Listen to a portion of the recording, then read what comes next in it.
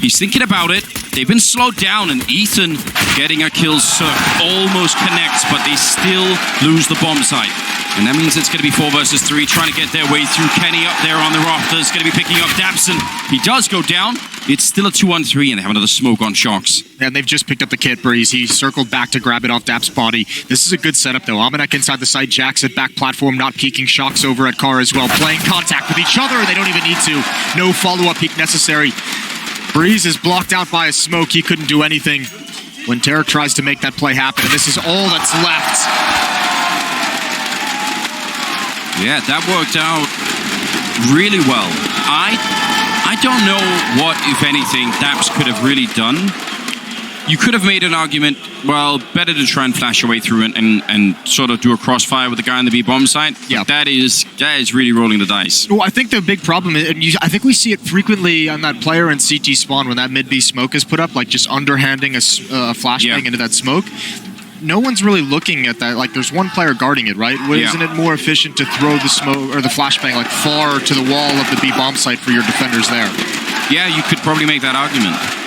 It's tricky as well, because in other rounds, if you would have had an SMG or something, then spraying through the smoke makes a lot of sense. USP, not so much. Yeah, the problem is, I mean, we just see that player get blocked off. On Pisteron especially, mid-B splits are very difficult to stop. We got a tech pause on the NRG side of things, some sound issues. Yeah, somebody destroying their headsets already.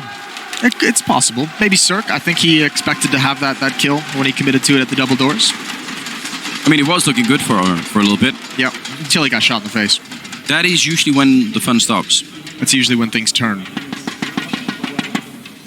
One of the cool things about this G2 lineup, you see that interview Kenny gave where he's like, you know, Shox and I are at this point in our career where to be able to get to our good individual level, we need consistent teammates. And I think that's a really, really good like self-awareness of the position you're at in your career.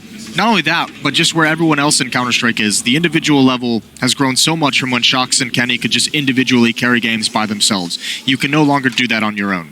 Like maybe the one-off map, not an entire series anymore. I think there may even be a sort of a question of just, let's say, work ethic in the French scene that I think has been on increasing quite a bit now.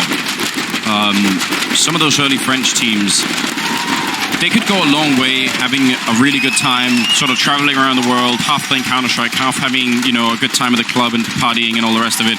I feel like that's not going to be possible to the same extent. No, absolutely not. And as much as people hate to say it, I think a large part of the reason why that's sort of been slowly being pushed out is probably Astralis sort of showing up and saying, actually, there's like a level of work ethic involved here that you actually have to try and meet. It is Astralis just because, I mean, they're the team that did it first, but it could have been any team, right? Any team that had made that decision to like really lock things down, be professional and gain, become, you know, one of the better teams and really emphasize that competitive aspect. But yeah, I mean, every team, we notice it as well. Because, you know, we in the talent group like to go out and have a beer after a broadcast. And I think we're seeing less and less players at the hotel bars. Yeah, and less of us. I think that's just because we're getting older. People are giving up on it. But it's fine. It's probably with the best of us. Listen, we all look at the gym now instead, Moses. It's much better. It's good on us. Yeah, we should get more credit for that. We're all definitely in the gym. Each and every one of us every day. Something like that. Okay, well, it's 1-0 for G2. They're playing T-side on Dust 2. I think they could get up to like 10 rounds on this first half. That's going to be my prediction, Moses. You think G2's hitting double digits? Yeah. Okay. I think they will. And then I think they might actually struggle a tiny bit more when they get to the CT side. I think that's where some of the trouble might show up. Now, if they can get an AWP on Kenny early in that second half, I'm more excited. But if they struggle to do that, it's going to be, I think, a little bit of a different game. So we'll see. Cirque versus Kenny. I think that's the real question is, like, can NRG recover if, say, G2 goes up like 6 or 7-0, right? Yes. Does NRG have it in them to, like, put a stop to that kind of a run? Do they have it in them to kind of return the favor and keep the first half as close as possible? Well, can they do what Liquid did, essentially? Well, actually, weirdly, that actually is one of the properties I do associate with this NRG team. Okay. It's like an ability to be really far behind. And, I mean, Dabs, he's done, I think, a couple of times so far when I've seen them play, he's done some of those pauses when they're down like 6-0, and they pause, and then they start to bring it back. So Yeah, I think like there's some decent quality leadership going on, and I think they will be able to. Well, good news. Sound issues have been resolved. We're getting live underway. 10 seconds left in the freeze time. We're going to get back into it. It was just a pissed around, a mid to B split by G2. They were able to swarm in and get the bomb planted and win out in a 3-on-2 scenario. We're up 1-0, and we're going to have investment. 2 scouts, Deagles, 5-7 on the NRG side on defense. Going to try and return the favor immediately. Well, we've got double scout coming out on NRG. Don't want to underestimate that. I feel like if you don't know it's here, then, you know, it's sort of hard to react to. But if you find out that there are 2 scouts in play, you might want to try and adjust your play accordingly and not sneak around the map. You know, like then it's almost better to throw those smokes, start to get especially that Mac 10 running, and just close out the distance because... Yeah, the real disaster is if you just get whittled down. A couple tags in there, and then the pistols can finish you off easily. And this is a very cautious round from G2. I mean, you have to expect there's going to be at least 1 scout on the field. It's not uncommon whatsoever, especially on Dust 2. So there's going to be the first one sighted, and unfortunately for NRG, both of them were peering at the double doors. That pop flash was perfect. Cirque's going to back away to join up with Tarek, who has that other scout. So now both of those at the 8-bomb site. But mid-control completely and entirely in the favor of G2 with no more challenge until they get to the bomb sites. Looking at the smokes that are going to be put down here by the French side, you would think that some of those scouts and the one on the A-bomb side is going to have a very tough time connecting with anyone, and then they're going to be right on top of him. So there's 1 smoke, follow-up down in CT spawn. They do have a single one left and a flashbang. Nice shot from Cirque. And he needs that headshot, and he's not going to get it. The MAC-10 gets within range. A great follow-up, though, from Tarek. And actually, Amalek's a bit low on health. Oh, he's going to go down to Ethan. They're in trouble. They're in a lot of trouble. 15 seconds left. Lucky on this flank. He has to make it work right now. He has to get it to spawn. 10 seconds now on the timer. He's going to push in, and he's down as well. Great response from Ethan, and it's just Shocks. He's only got 29 HP, though. Any damage he takes, surely he can't pull this one off. Tapping away. The headshots did not come in quick enough, and it's just a matter of time.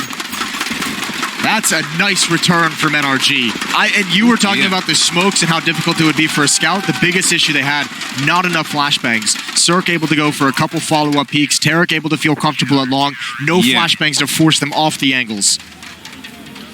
Yeah, there was definitely a lack of that. I think they had 1 smoke and 1 flashbang left, but they were so busy running close to the bomb site.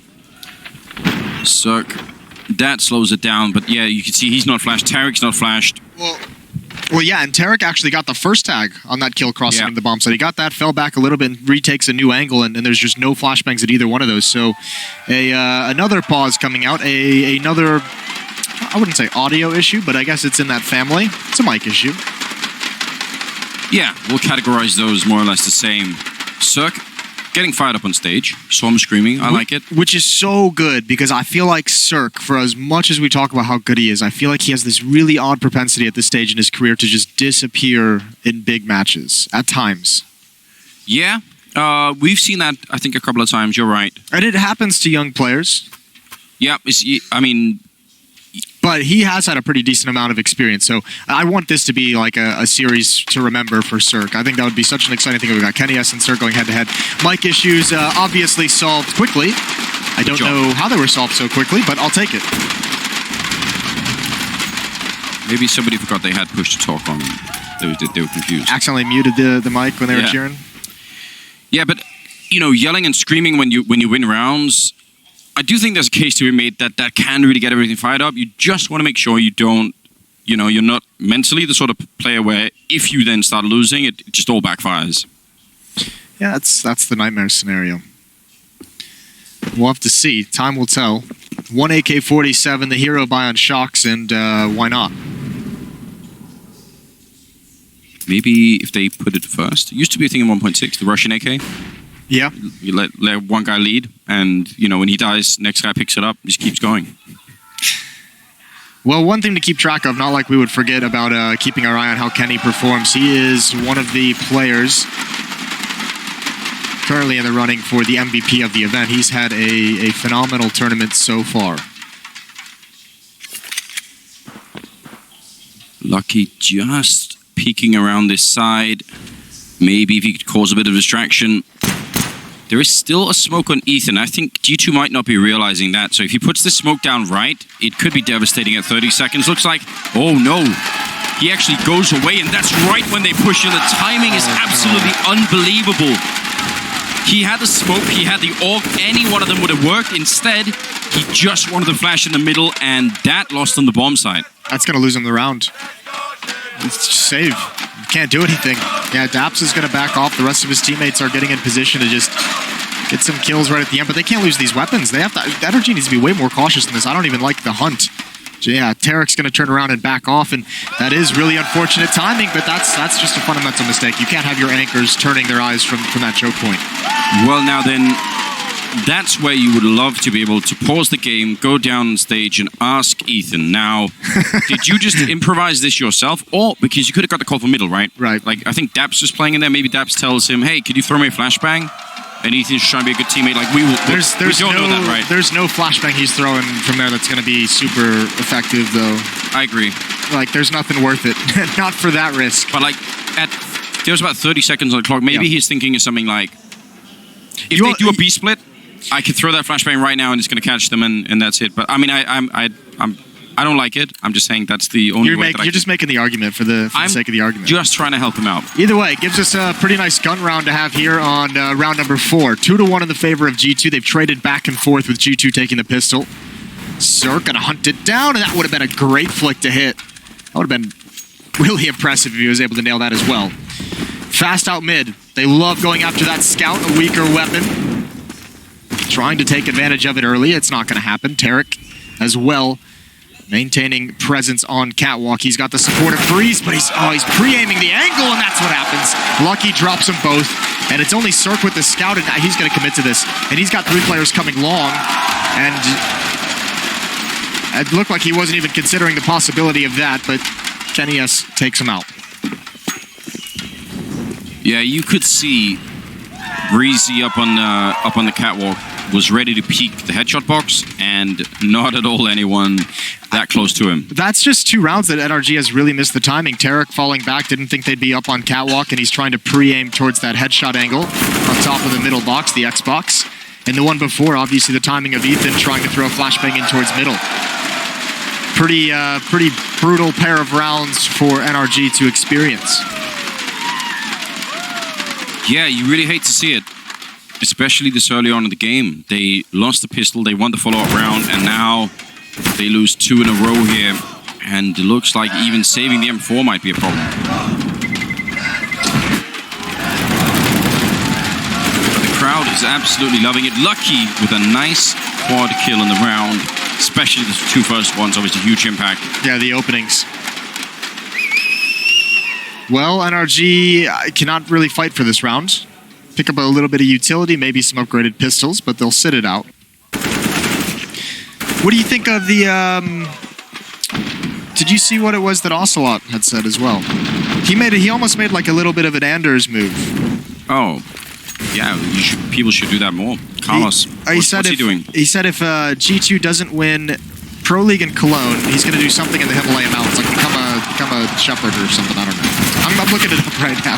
All right, listen, I like that. I really like Carlos. I think he's, oh wow, nice shot from Kenny. Good job on shocks as well, getting jumped in the middle. It was USPs, but still you don't want to giving too much away or any kind of a chance. So they're going to be trying to save this AK-47.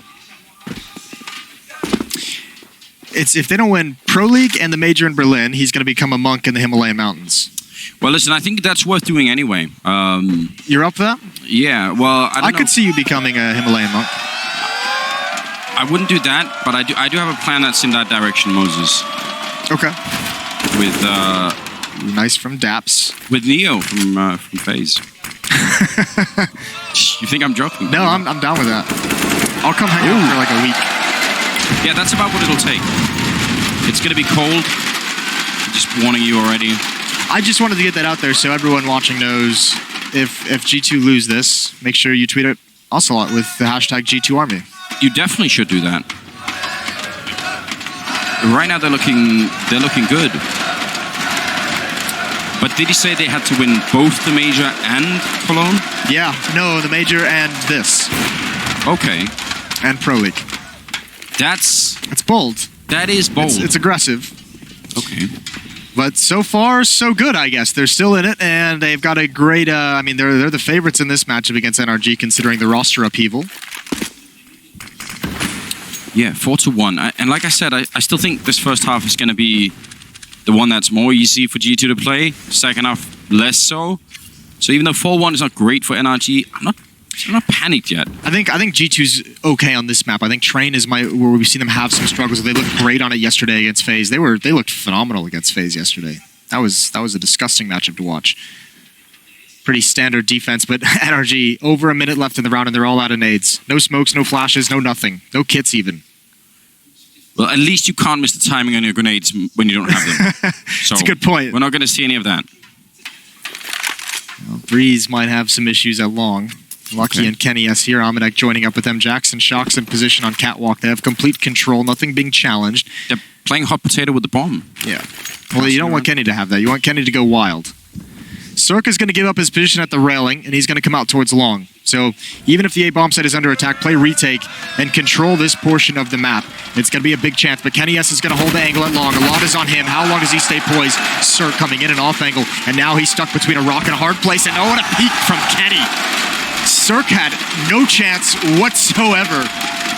That is actually outrageous. I think Breezy definitely had a big chance to get that kill. That was... that needed to be a connection with that org. Now, the peak on Cirque, though, that was wild. That was filthy. Like, even with X-Ray, it didn't actually look like he was anywhere near in vision to take that shot. I guess he was. That's such an off angle as well, in the middle of long. Yeah. Like, well done.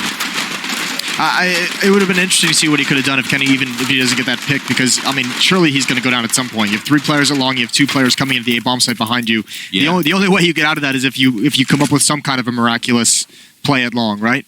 Yeah, like you take the shot, then you jump as you get ready for the next one and hope that when you land, you can just immediately hit it, or you're done.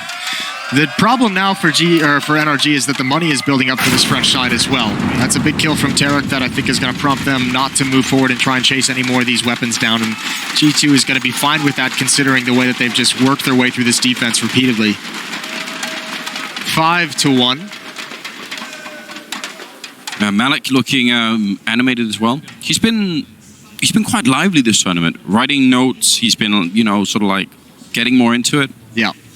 I like that. I want to see the active coaches. We've got like so many of them now that are really, fired up.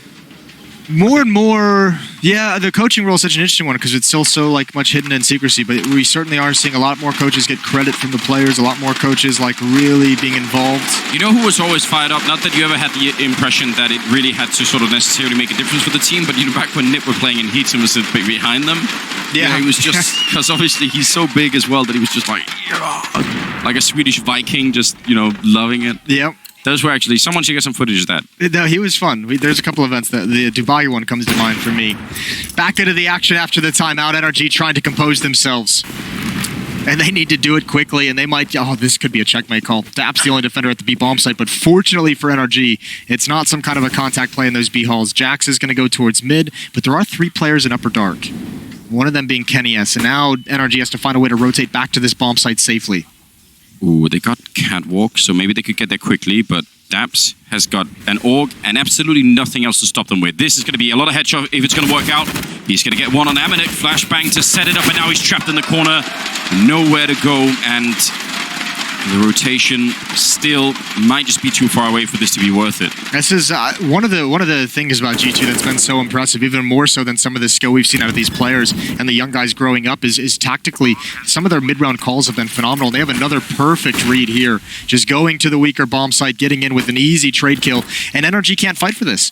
No utility, no kits, just back away again. So, that's the definition of a tactical win these past few rounds. When you see 3-4 players surviving, you're beat by tactics. Yeah, you really are. And I think that's something that starts to get really annoying, especially if you're Daps and you're actually calling for NRG. But just in general, the feeling of they actually just know every round. Like, they can't really do anything wrong. Yeah. Obviously, you have to make a choice defensively if you're going to have... let's say the most common setup is 2B, 1 mid, 2A.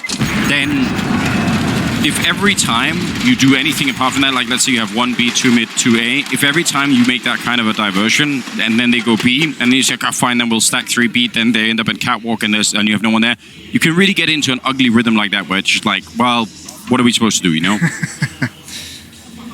Well, here's a response. AWP picked up on Ethan. Cirque's got one as well. So the immediate double op setup. One of those AWPs in that B bomb set. But here's Kenny. He's got the spawn and he's got the pick.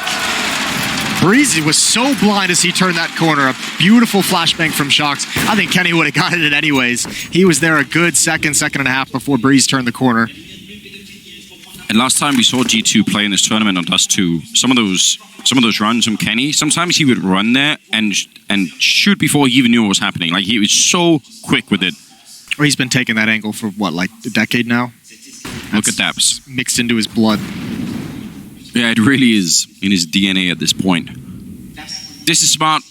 You're down 4 versus 5. You need information to make up for the fact that you've lost a player, and that's what Daps is trying to give them. Now, is it going to be enough? Circus out here with the Molotov? Oh, yeah, did it land? Yeah, I think it did a little bit of damage before the smoke came up, but he's still going to get run down. And they're still controlling top mid, yeah. Oh, my God. Hell. This is an absolute slaughter. G2 making NRG look like amateurs in these first 8 rounds of the game so far. And they're going to hunt this AWP. They've got so many players with so much cash. There's no way Ethan's getting out of this unless he fights for it, unless he does it perfectly. Jack's waiting for the head to appear. Now he sees it. Great shot from Ethan. Fortunately, his smoke missed a little bit. That's going to make it uncomfortable. Yeah, they have some money to fight with here, G2, so can understand why they don't want to face a lone AWP in the next round. Even if you lose a couple of players here, just taking it away definitely helps out. And they're right on top of him as well. He's going to get one more kill. Ethan now jumping up. Oh, wow. They do take him down. Losing 3 players at the end to him, but still, that might be worth it. Oh, that's well worth it. Just that one kill, just to get the AWP out of his hands. Lucky had 16K. Even after a buy, he's still got 11,000. Jax is still over 10,000. Kenny's over 11,000. So we're all good. We're all good on the G2 side of things. I'm curious, Mose. Did you ever do any in-game leading back in the day? Hell no. No? Hell no. It's weird because you seem to be, you know, amongst the talent group, you guys won't know this, but Moses is the one who organizes everything. So I was just thinking that it would be sort of natural. Yeah. You guys would be lost without me in certain situations. I've had that. Specifically organizing dinner. Yeah, I've had that moment a couple of times like at an event where you're not there. I'm like, wait, who's organizing dinner now? How do we eat without Moses? That's how it is. Well, I was just thinking. 7-1, ladies and gentlemen. Things are looking so good right now for G2. Better than I think even the wildest optimist would have hoped for. And look at the spread. Lucky, Shox, and Amanek all with 6 kills. Yeah. Kenny's got 8 with that AWP, but this is phenomenal. This is a great team effort out of G2.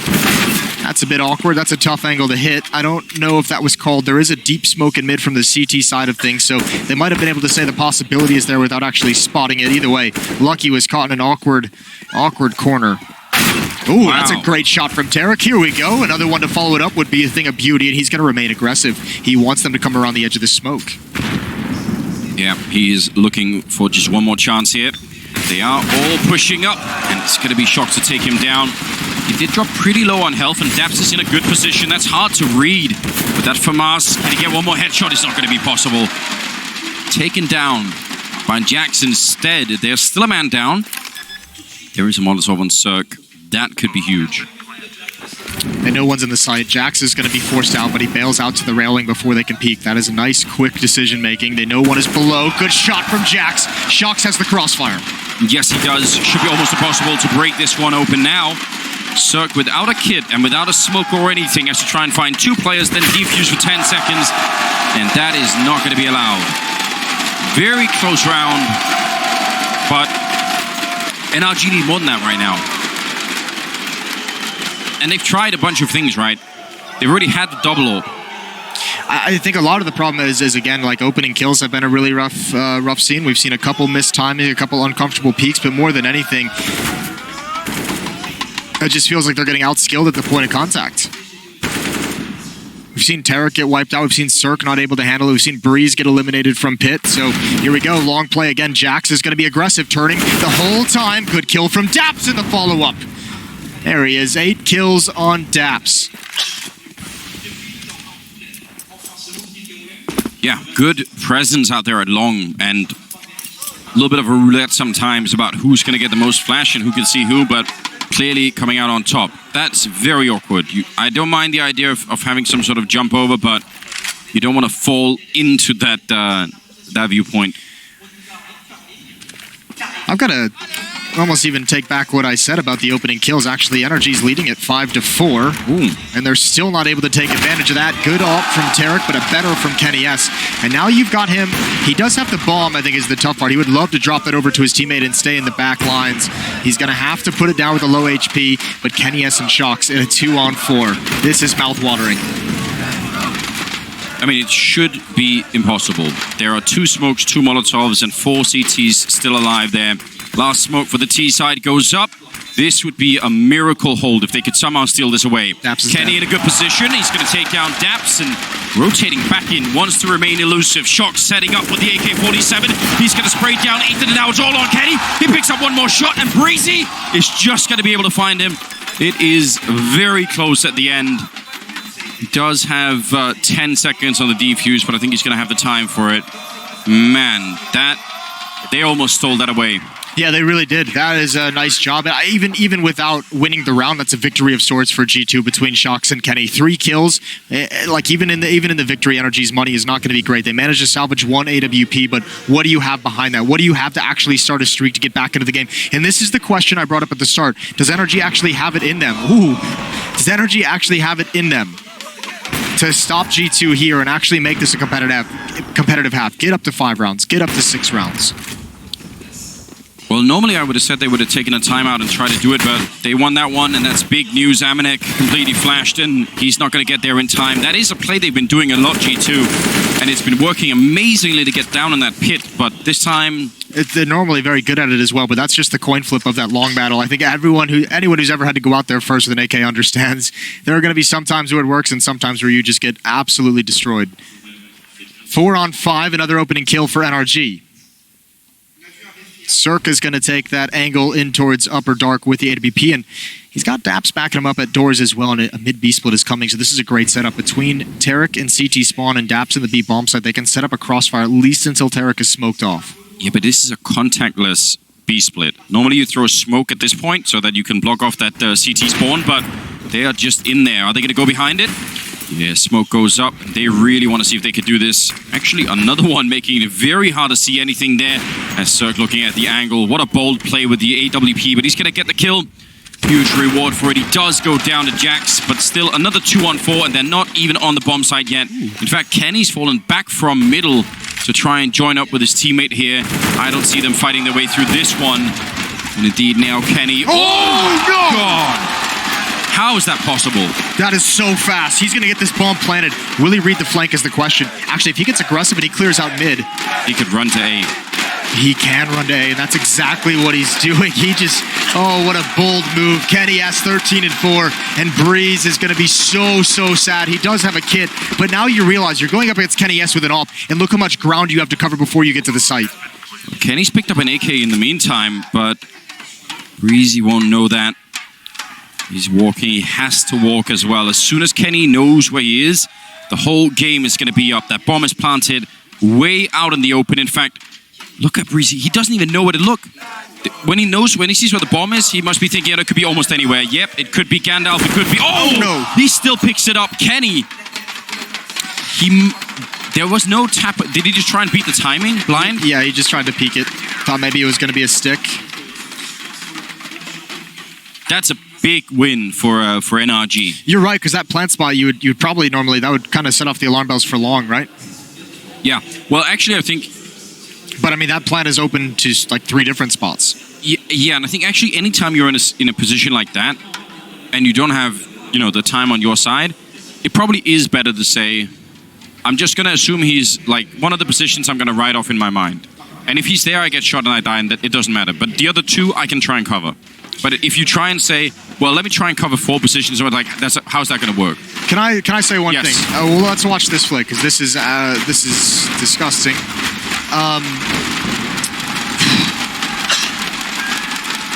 Like 99% of the players in the world, I would say, yeah, you're in a 1-on-1, pick up the AK-47. Kenny S, keep the op. Yeah. Yeah, I agree. If nothing else, then for our sake, you know? For everyone's sake. It's so ridiculous. In that last flick, it actually looks like time is just moving differently for him, you know? Like, it's so quick, because we're already watching it in slow motion, and I can't even believe it. This is actually really impressive from NRG. They're able to start, 2 in a row now. They still need to come back in this. They're still not quite, I would say, like, putting themselves back in position in this map. But the fact that they're able to get this and they're able to stop this at least for 2 rounds in a row, there's been 8 bomb plants in these first 11 rounds that have fully been played out. That's so much bonus money going to G2. That's so many close rounds, so many retakes that the last 2 rounds that NRG have won have both been retakes. This is a lot of pressure being applied from G2 because they're basically just getting into bomb sites whenever they want.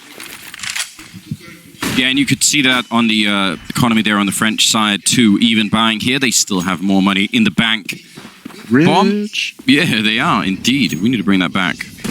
Bomb is in upper dark. They've cleared out catwalk. They've held long. They feel pretty safe right now on the T side, knowing what kind of a defense they're fighting against. They have everything they want.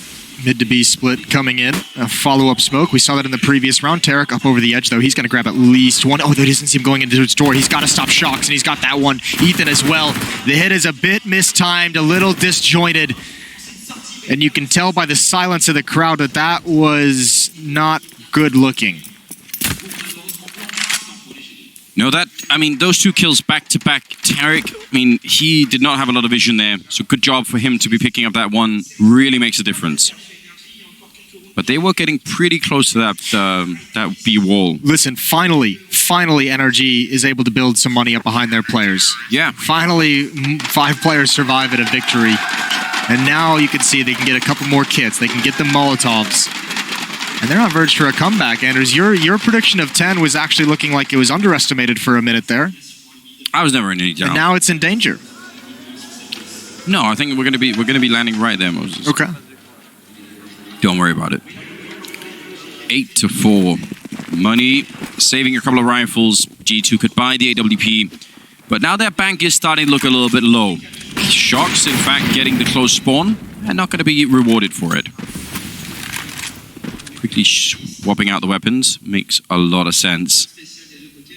And this defense has been looking very similar every round for NRG. Last couple of rounds. Maybe sometimes with Tarek playing a little bit closer to the middle. This time he's falling back to the A-bomb side. So that does leave a huge gap in middle, which, okay, from G2's point of view, like, they have to figure that out somehow. Well, I think the reason why it's happening for NRG is they put a stop to a couple mid-B splits in this streak of 3. They've been able to handle it, I think, twice in those 3 rounds. So They're saying, all right, well, certainly you're going to adjust now. Certainly we've showed you that we can prevent this from being damaging, from taking over the B bomb site now. Certainly we've showed you that we can, prevent a loss in that sense from that strategy. Oh. And now this is just a mid-B split, except it looks a little bit different. It's disguised as a hit towards the A-bomb, so that's a great shot from Daps, but it's not enough, because Ethan is all on his own. Yep, he is. He's got a little bit of a smoke covering him. The bomb rolls all the way into the bomb site. Ethan, great headshot. Still a 2-on-2. Backup coming in from the middle. Ethan needs to hold on a little bit longer, but he's getting flanked as well. Aminek sneaking in. Ethan hiding inside of the smoke. How he's still alive? He should have been shot in the back already. Ethan coming out with a huge triple. What? A little ninja in there, just hiding inside of the smoke. How does he do that? I don't know. The smoke thing, I have no clue. I thought the positioning, the readjustment, when he gets the first kill towards window and jumps off the platform into the bomb site itself, I thought that was brilliant. Aminek has got to be frustrated as he walks in. That play, he's got him dead to rights for about 10 seconds. And then somehow just the movement of Ethan disappears in the smoke. That is brutal. 5-8. Well, it's been 4 in a row for NRG. This was actually great because we saw, you mentioned it, they stopped that B split a number of times. Yeah. And I think actually G2's response to that was, okay, fine, if we're going to get shut down by Tarek in CT spawn, let's jump Shox down from catwalk to shoot him in the back. Only he wasn't there. And then obviously Ethan comes over the triple. But you could totally see how G2 are trying to adjust their strategy. Not only that, but Kenny S, as we just saw in that replay, actually cut off 2 rotations. He got 2 kills in CT spawn as they're trying to kick it over to the B bomb site. There was no help for Ethan. What an incredible round to win if you're NRG. Yeah. And now finally we have money issues for G2. Yeah, this is where that could really throw out the prediction, couldn't it? If they win this now, it could be 8-7. It's Cirque coming up with a huge kill on Jax early on. That's what you like to see. And now G2, instead of having a lot of great reads, it feels like now they're kind of saying, okay, that mid to B really is not working. Even the variation of it, not working. They've stuck to it for a very long time, haven't they? They ran it earlier. They obviously ran it in the pistol as well, so they felt like maybe that's some research. Maybe they thought that NRG was really weak on the mid to B defense, and they were right for about 9 rounds. Yeah. Well, that's not bad. Good to get that out there. Now they have 3 smokes, a flashbang. That's going to be a really good flashbang, you know. It really has to pay off. Shox is setting it up right now. Going to be throwing it over the long. Lucky peeking behind it, you have to assume. And, oh, he's going to catch that kill on Tarek. That was worth it. Cirque now completely run down. That flashbang may have done everything they needed to. Oh, Kenny! It looked like he just pre-fired that. The bomb stays up on the catwalk, doesn't fall down. But Ethan's already on catwalk. Ethan's already here. And I think he's going to spot that bomb as well. Utility coming his way. Lucky, he's got to be careful with that low HP. As soon as this smoke clears, it's going to be any second now. Ethan, there's the flashbang in the sky. Ethan's going to get aggressive. He doesn't realize it. It's hidden in the smoke. He doesn't know they've crossed yet, but there's the nade. And now the angle is too tough for Shox. And there's the peak. Nicely done from NRG on the flank. 6 rounds. This is such an impressive half for NRG, considering the way it started, considering the fact that finally on the last round of the half, G2, this is the first time they've really been strapped for money. G2's had everything they could have wanted this entire half. Well done for NRG to turn this round, especially. It looked like they were about to be in a lot of trouble. I can't believe Kenny didn't hit that shot. I mean, it was the smoke that kind of, but it looked like he just pre-fired it. And I think that would have been the round. Smoke towards CT, thrown by Shox all the way from T-spawn. So really quick one. Tarek getting almost run down. And actually, he's flashed in for more. That seems crazy. I think maybe he didn't think he'd be able to get away. Also, because he has 2 teammates at the B bomb site, maybe he doesn't feel like it's that big of a risk to take because he's still got plenty of defense there. And perhaps he's right. Kenny S. lurking in middle. He's got the AWP. Here's Shox for the entry. Taken down by Daps, and there's still one more hiding in the smoke to the left. Ethan's got a double kill, and he's put in a phenomenal half. Wow. 17-9 for Ethan. 17-8 for Kenny S. They're going head-to-head, and somehow NRG recover. They go on a 6-round win streak to end the half. We're heading to a break. When we come back, we'll have the completion of Dust 2.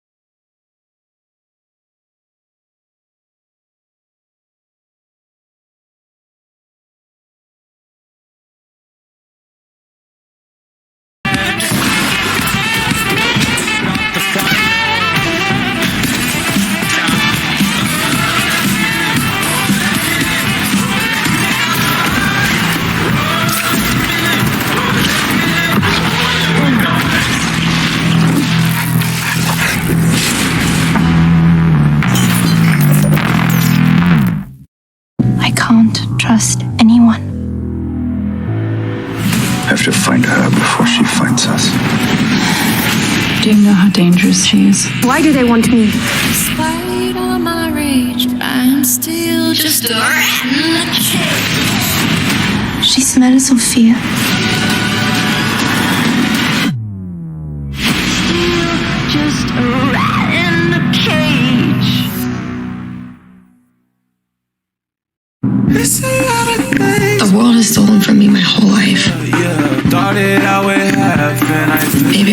instinct so I can steal some of it back.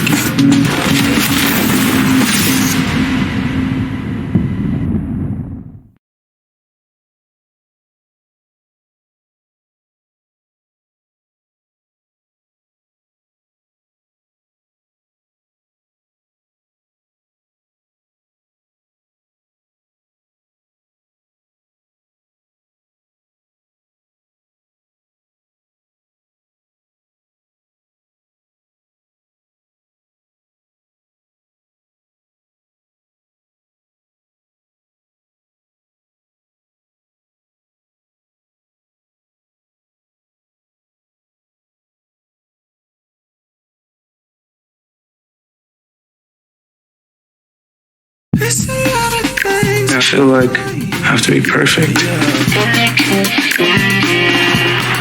There's something about fear that pushes me.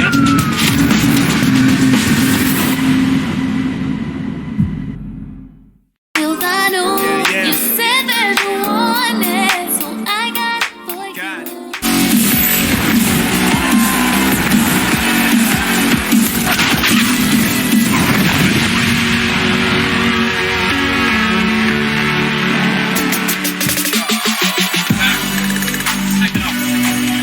And we've got G2 and NRG.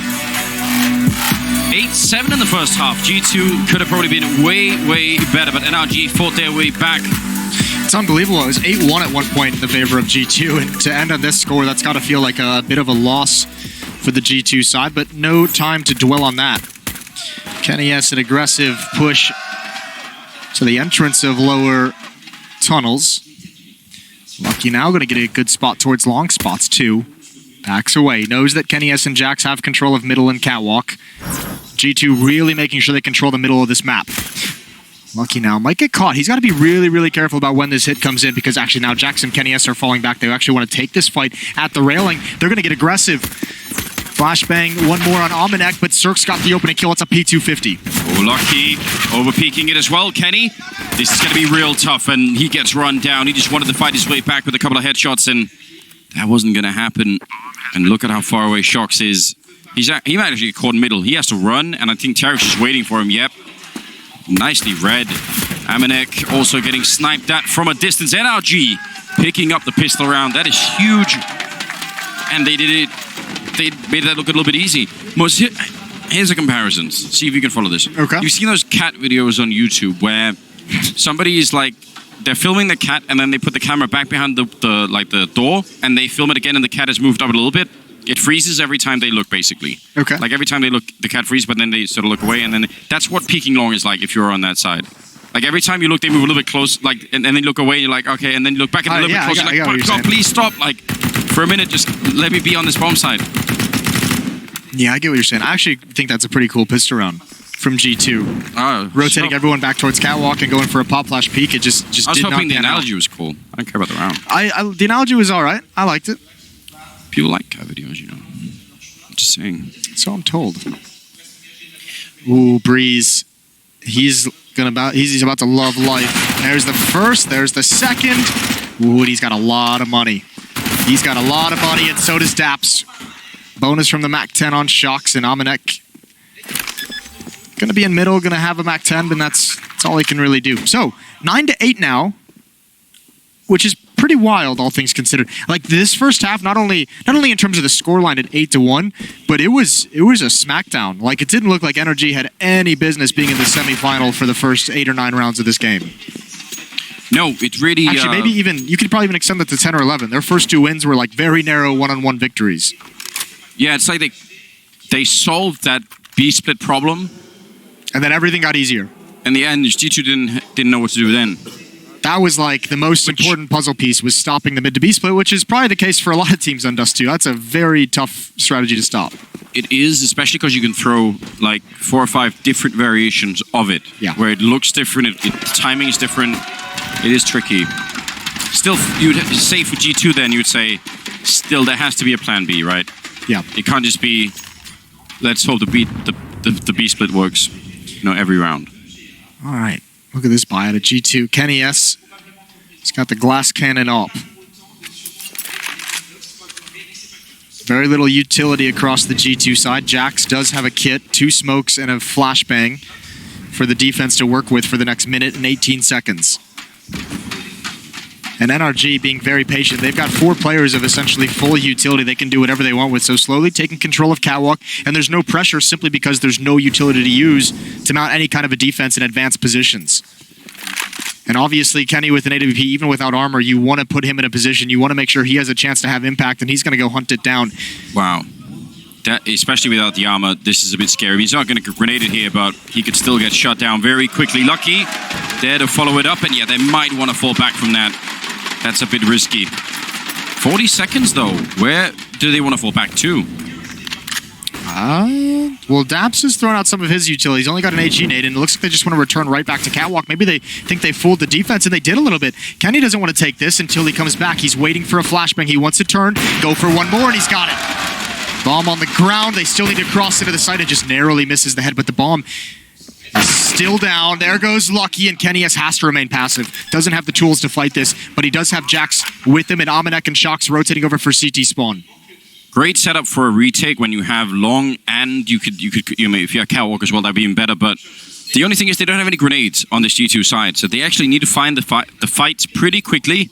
Have Jax with that MP9 set up for some kind of a defuse. He's the one with the kit. Tarek, easy kill on Amanek, turning around. What a great double kill for Tarek. That just might have turned it.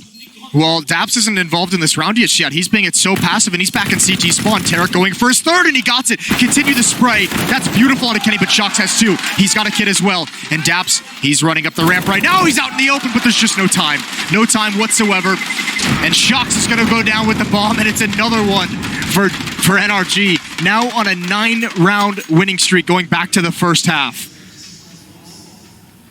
Man, I wasn't expecting that. As soon as Kenny gets that kill on the catwalk, in my mind, I'm thinking that's it. They were 4 versus 3 then? Yes. I mean, NRG just kind of backed off enough to get Lucky to kind of rotate down to CT spawn. Because I think as a defender, once you stop that play towards the A bomb site, once you get that kill and you see them fall back, like the next logical thing, if there's presence in upper dark, as Daps was throwing nades, is a B split. You start feeling really nervous because Catwalk players can just walk towards mid, drop down, and come out mid. And I think that's what was going on in Lucky's head. And just no one in position to stop what was coming. Things starting to look very strange for the home team.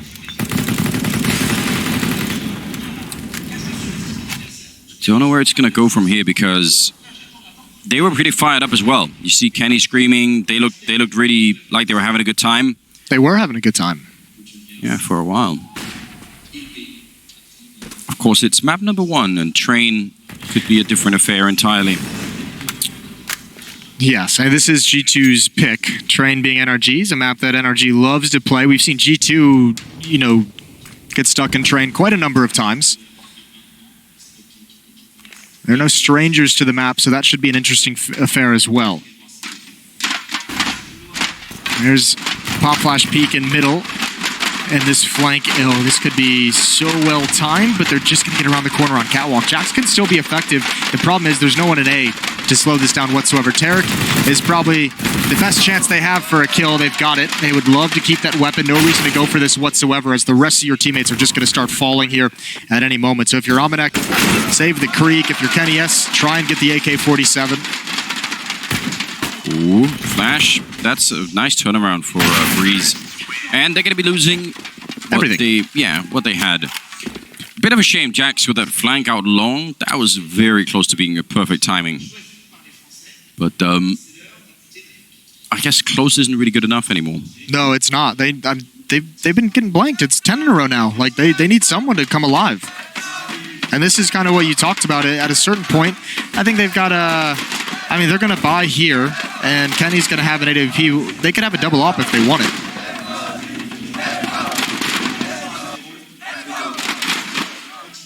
I think they need that. I would definitely go for the double AWP. It's risky. It's going to cost them some utility, especially on Shox. Kenny S's ADR is off the charts. Kenny S has 110 ADR in this game so far. The next closest player on his team is Amanek with 56. After that, it's Lucky with 54. Well, good luck, have fun has been called. We're back in the game. Kenny, I mean, 20 and 12 right now. He's having a very good game, but yeah, somebody needs to help him out. Cirque with a peek out long, that could have worked out. He was there pretty quickly. And let's see what NRG could figure out, if they can continue this really now impressive winning streak. They've really brought this game right back. 5 rounds away from taking map number 1. That would be, I don't know, that would be a real shock, I think. Ooh. Would have been a great shot to have, but you have to love at this point, with G2 having such a losing streak, with them now behind by 3 rounds, you love seeing Kenny go for those kind of plays, trying to give you any kind of advantage. Yes, it's risky, but you like seeing the confidence there. Mid control to NRG, Daps and Ethan up on Xbox. 2 players inside of the B bomb site, and Kenny with that AWP can cover catwalk, and he can look towards mid for information or to get a lucky shot for a mid to B split. I'm really interested to see what NRG is going to do with this round, because if they go long, they're in trouble, I think, with Jax and Lucky there. But especially if they go long with the bomb, right? Yeah. Well, Ethan's going to come back and join him, so at least there's going to be 3 players. They better hope this is a fortuitous trade. Lucky is in a tough position to clear out. Now, this might get bailed out because Tarek is going to get a free kill or 2 here. Yeah, but they smoked long. They threw the grenade down at long, so Tarek, yeah, he get a kill, but they're still going to run out of time. 24 seconds, and what a kill from Amanek. Lucky still controlling it. That smoke on long, we only saw it on the minimap, but the timing of it is godlike. You can't ask for anything better than that. Daps, it doesn't matter what he does now. That's a great kill, though. Takes away the double up setup. Yeah, that's true. I think Lucky might come back and fight for it. And try and make a run for it right at the end. No, he's not at all. There's an op right there. And it's a much easier op to pick up.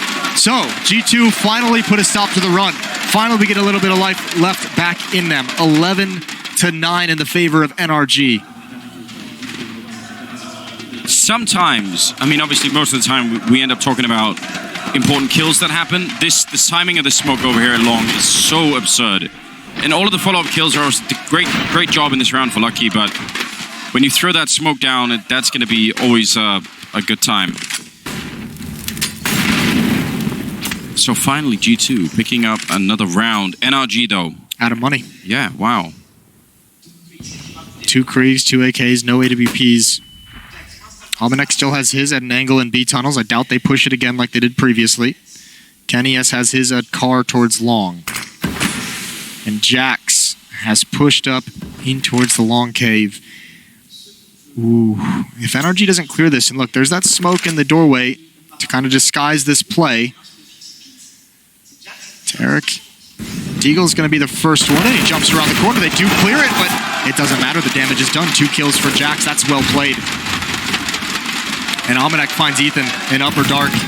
Bree's going to try and continue to return the favor. Got to use that smoke for cover, peering up towards A. He's got Shocks, though, with that UMP right behind him. Oh, and Amanek actually going to be the one to pick him up. I still like the idea from Breeze to try and do that. You're playing 2 versus 4. You should do something. Shocks with the UMP. Nothing like the drive-by UMP ace that we saw.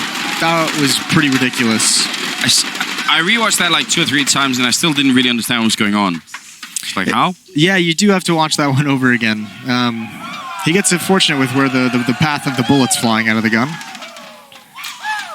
11-10, and NRG's fighting with pistols, so chances are good that we're going to even things up down the stretch, which we all love having a close game in the semifinals. Yeah, now the money for NRG is really becoming a problem.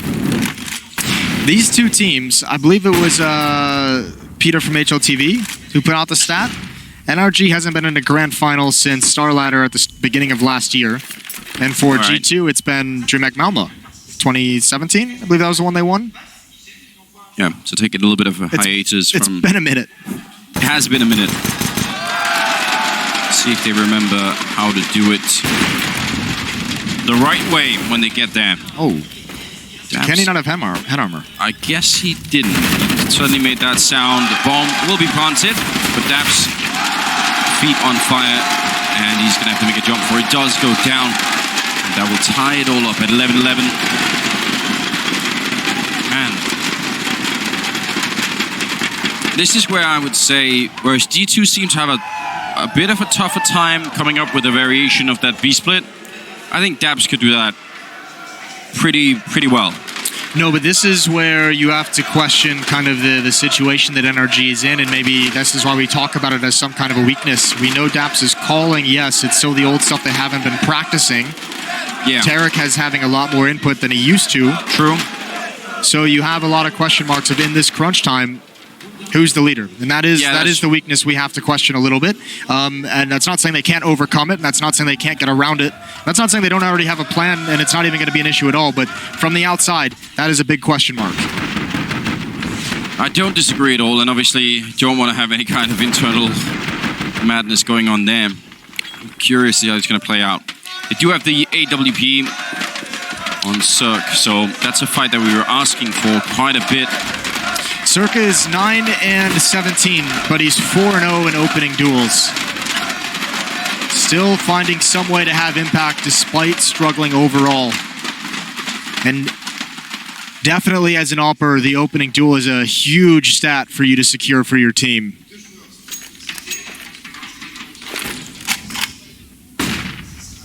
Actually, due to anticipating a B-split, that's generally why you make that boost happen.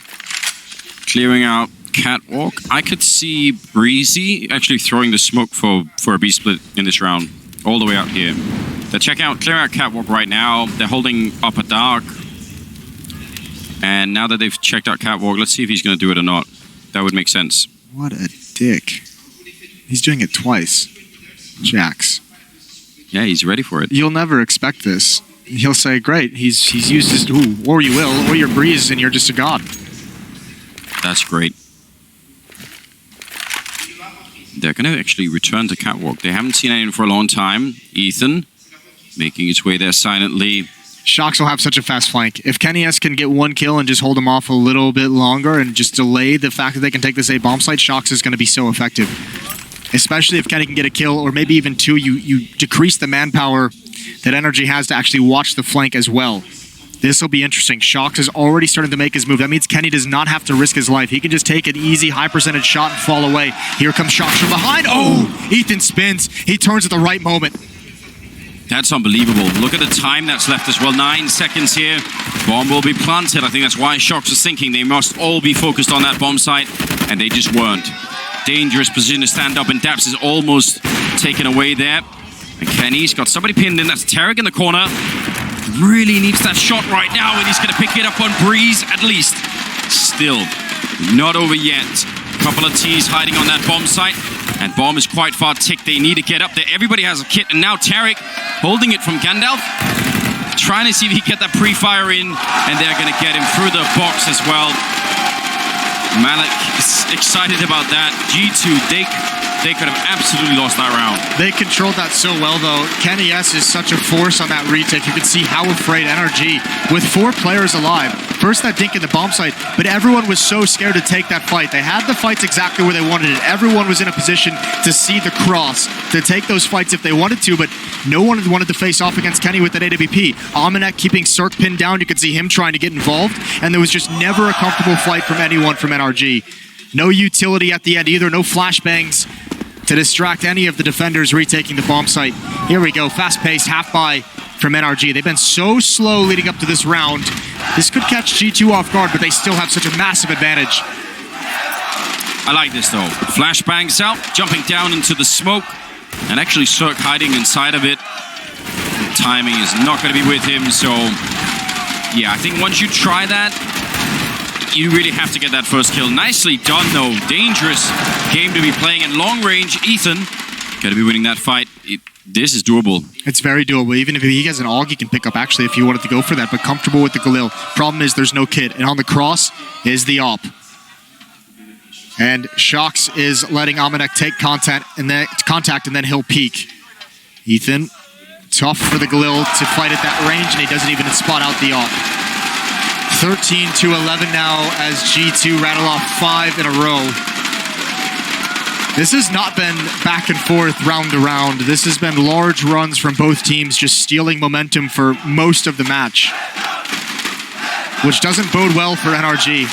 No, but if you have to say something for them, the 3 kills that they get in this round will at least have an economic impact on G2.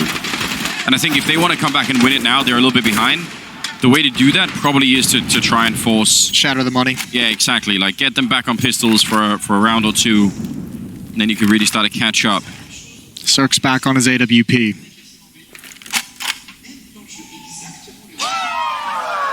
Yeah, you're right. G2 really is expecting a mid to B split at some point in the later stages of this half.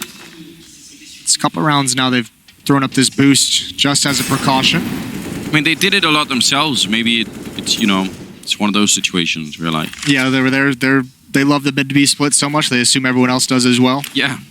Well, they haven't really had trouble defending the A bomb site. I mean, they've handled it quite nicely in a couple of different ways, sometimes with a retake. So why not position for some other kind of attack and just see what happens?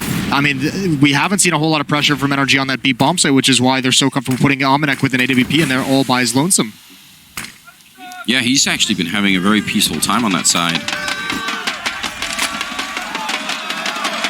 Daps in middle, shocks, nearly wins the fight, but that's gonna give a lot.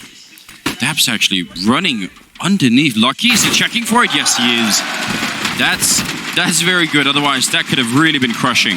Ooh, if they give up all their presence in mid-energy, that's going to allow Lucky to rotate over. I'm surprised that Tarek didn't just stick around and make sure that couldn't happen. Almanac's going to have some support here, which is going to make this tough. Molotov to force him out. This hit must work, but that's a great recovery. Out of cover. Almanac with a second. Ethan does trade him off, but he's down very low. 16 and Kenny almost able to stop the round. Yeah, flank and time. Jax, he's just so quickly behind them. It's going to be hard for them to know yet. They have no idea. It would have been another 5 seconds before they even thought to think about it. There's going to be Kenny taking down Cirque in the end. When you get those really kick flanks in, the people, they just put the bomb down. They're not going to be looking up a dog that quickly. They might have if Almanac doesn't get 2 kills. Yeah. If they're able to take him out without taking that much damage, they have the third player to stay in the tunnel hallways and watch behind. But yes, those 2 kills from Almanac, so important. Not only to hold on to the bomb site and to win the round, but just to free up the flank. And Kenny is able to put a stop to Cirque. It really looked to me like Almanac was about to give that away by vacating the back plateau, because that, I mean, I don't know, looked like he was going to get run down. Yeah, he had to. I mean, that first shot was an important one to hit, and else, you know, if he misses that, obviously, he just goes down. But the Molotov forcing him out was huge. I'm just amazed that Lucky was allowed to rotate over. Now, based on what they just encountered, they encountered Shock's middle behind the door. They won that fight. They encountered Lucky on the boost, and Almanac in the B bomb site. So, do you want to try and use that intel to say, okay, if he's going to be alone on B, let's just try and get up a smoke so that he can't use the AWP, and then flash our way through? Honestly, I'm not even worried about what NRG is thinking. I'm wondering what G2 Esports is doing with 3 AWPs on this defensive side. This could be madness. A lot of money to invest. And I mean, I think they're relying on the slow pace of NRG having a chance to get multiple picks, and obviously just putting an AWP on catwalk, one at long and one on the B bomb site, and just having really mobile riflers can be pretty deadly. Well, we're about to find out. Tarek just wanted to get up on the box. Denied by Kenny. That was a nice shot. They're going to lose Lucky in the meantime, but Breeze is going to check the corner. Sort of unlikely when you already got that first kill. Jax has been playing such gimmicky angles. Yeah. We've seen him pushing towards that long cave twice, now just behind this blue bin. There's the other ult. They saw it in B last round. Ethan marching all nonchalantly in mid as if there was going to be no issues whatsoever in Breeze. He's not going to check it. He just runs past. But Daps, that's a beautiful shot on Kenny. Yes, that opens it up. That gives you the possibility. You've got Cirque and Daps in a 2-on-3. Problem is no utility. And Daps is going to take that fight. He wins another one. Yeah, bit of a missed opportunity there for Jax. He probably had the advantage. Grenade, no one there to trade it. That was a great flashbang, but they look like they don't want to do this. They're saving. Interesting. So much money sunk into the ops. And wanting to preserve the double op setup, obviously. That's been something they've been employing for the most of this half, and it's obviously been very effective. But at the end of the rope with their money and with a 3-round lead, I like this call. And Daps, at a certain point, I think someone from NRG is going to sit there and say, you know, it's already done and over with and we can't change anything. But Daps has been so good this event. In crunch time, he's done such a good job when they've needed him to step up in clutch moments, especially at the end of matches. Do we know anything about how it is contractually? Like, is he still contracted to NRG? I have no clue. I'm just saying he might be making his life even worse, because if somebody wants to buy him now, maybe you know, maybe NRG are going to be saying, no, hold on, you know? Whereas if he was playing really poorly, they might just be like, yeah, you know what? Well, I'm sure they're listening right now, so, you know, probably taking business strategy from you. Yeah, so many people shouldn't do. Life advice, that's more my area, Moses. Oh, yeah, perfect. 27th round, 14-12. Nothing has been decided yet. I really thought NRG were going to lose that last round. It looked very much done. I'm shocked that Daps found that kill on Kenny. Yeah. And I think Jax, I don't know. I think he kind of gave that away. He got stuck in the open a little bit, didn't he? Well, he was doing that intentionally, and I think he just really wanted to take the fight against Daps and said, I'm going to win it, and then he missed every single bullet. Not a great feeling. All right. Kenny S and Lucky inside of the A bomb site. Kenny's going to take that aggressive angle again. I like Delayed, that because deep. They don't have grenades. Yeah, but they've seen this before and they weren't punished by it. That's a good flick over, but just barely missing. HE grenade does a little damage. And Kenny can be passive. He's got Lucky in the bomb site, and now Lucky switches position. Lucky's going to be the one to get aggressive. And NRG, they might assume that the op that they faced off at that angle is just going to fall all the way back, and they won't have to deal with anyone except at the railing. So Lucky could be confusing. 38 seconds. Oh, Kenny still able to pick it up. Flashbang right in his eyes, and he is going to be going down. Now Lucky, all on him. He's going to pick up the first one. He can't continue that. Otherwise, that would have been the round. And this time, Jax not going to miss the opportunity. It is all on Breeze, and he's going to go down. Jax with a double, and that will be 15 rounds on the board for G2. Wasn't clear that there was some sort of huge switch up in the defense, but they got some of those fights, and that really made a difference. Yeah, obviously Jax holding down long was great.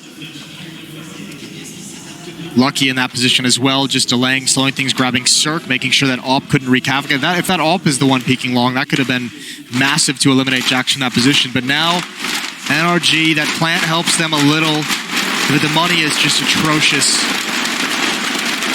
And what a switch up this is, what a risk, what faith you have in your offers if you're NRG for, in this economic situation, to drop that AWP over to Cirque for Breeze.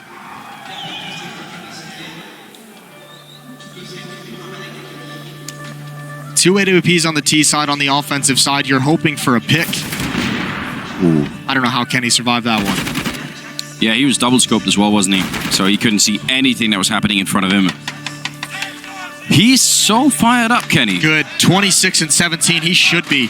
He's been a beast. He's been phenomenal in this game, and he's carried G2 through stretches of this map. And he's got them to the finish line. 3 chances to carry them over it.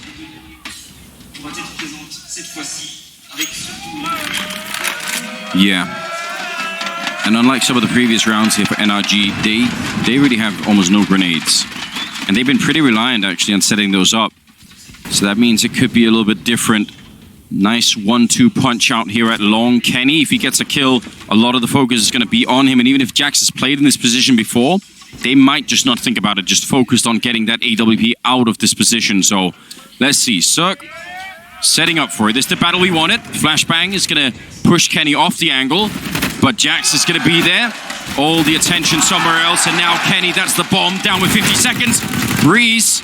Nice lineup. Could have been a double. Oh, but he's going to do it with a pistol instead. And that's the bomb dropped. He's back in the pit. He just might have done it here. A god-like performance from Kenny as 28 kills in the map. And that will be 16-12 in favor of G2 as they take down NRG on map number 1 of the semifinals. That's a brawl from both teams. Massive runs through 3 different stretches of this game, and G2 ended on an 8-1 run to close out the map. Beautiful performance from them on their own map pick. They secure home court. We're going to head to a break. When we come back, we'll have NRG's pick. It's going to be Train, and it's going to be the desk first. Stay with us. Don't leave.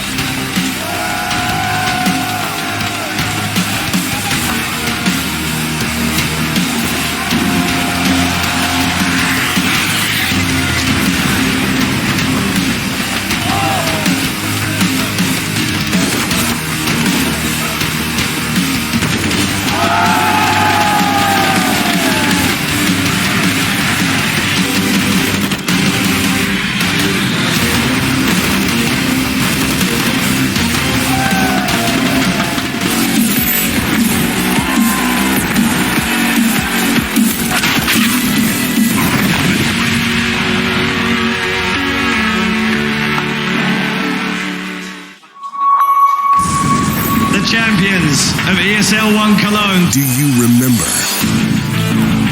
Welcome to the Cathedral of Counter-Strike. Think you've seen it all?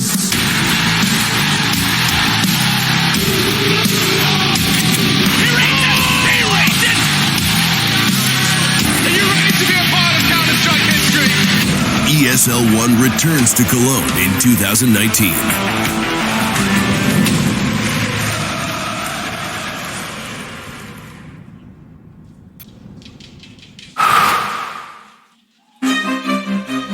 At the highest level of play, there can be no compromises. Gamers demand the highest clock speeds to give them the FPS they need to perform. Rise to the moment. Intel Core i7, the official CPU of the ESL Pro League. Game, record, stream without compromise.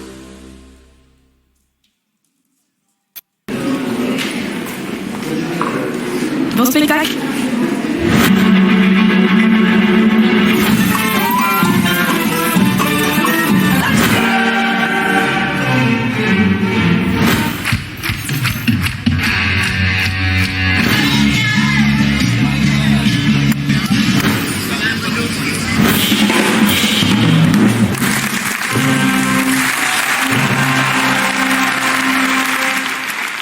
I've been there since the beginning. Every map, every frag, every moment. I run, but I never hide.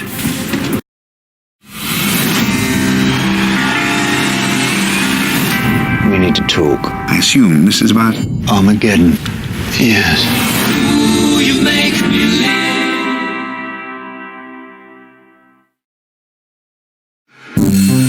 It always came down to two people. The divine pairing. One will live, and one will die.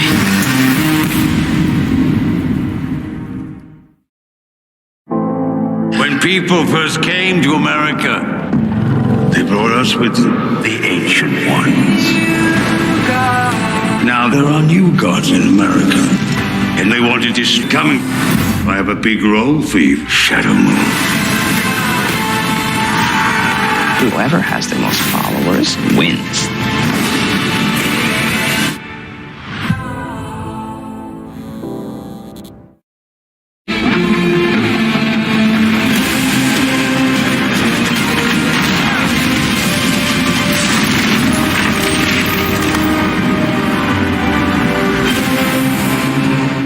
Panasonic.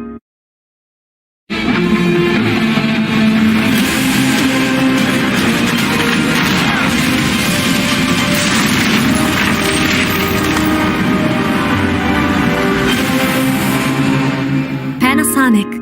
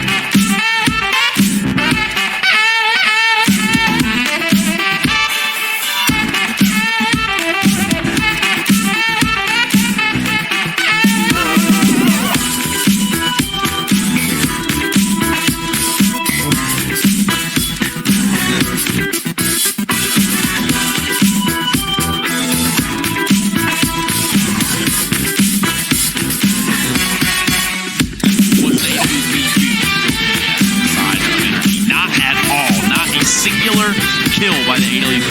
Listen, Chris, you want to talk about AWP? Let me just put it this way. Kenny S left Cirque 8 times during this game.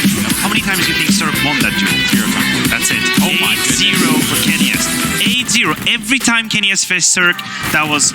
The Frenchman took away 8-0. Cirque had 9 for 22. He needs to wake up for the second map. 19 of the 28 kills as well came with the AWP for Kenny S. So it was his weapon of choice in this game, and that's what we want to see. We want to see him be dominating with that AWP. Cirque had a rough game. He ended on 9 frags. He actually did not win any duels against Kenny S, but he was good in the opening duels. He was, I think it was 3 for 1. So despite having a bad game, he was still having some sort of impact for the NRG lineup.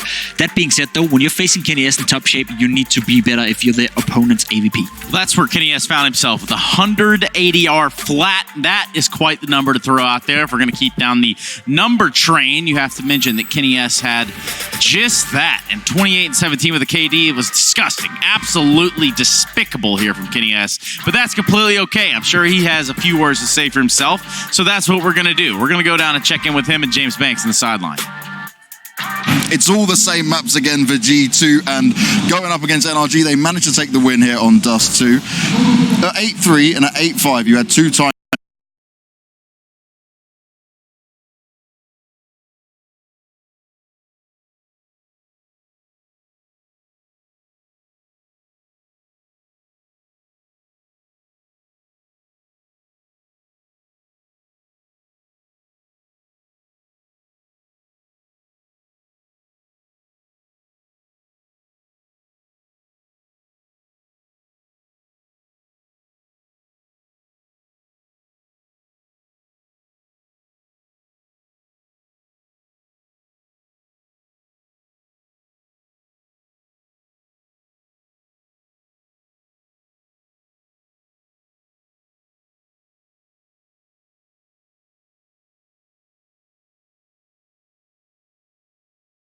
Train. It's NRG. I mean, they are dangerous on every maps. I think we're gonna focus on ourselves otherwise and just fix the small details that didn't go well in the first map. Now that crowd is absolutely amazing. So do me a favor and just say something in French to everyone out there. Merci à tous, franchement les gars, un truc de ouf, vous êtes les MVP. Hier on a kiffé et aujourd'hui on est en train de kiffer encore plus. On a eu du mal et on a remonté en partie grâce à vous, donc continuez les gars et merci de nous faire vibrer comme vous le faites. Mercy, Kenny. Mercy to all the audience out there as well. This has been amazing so far. We're going into game 2.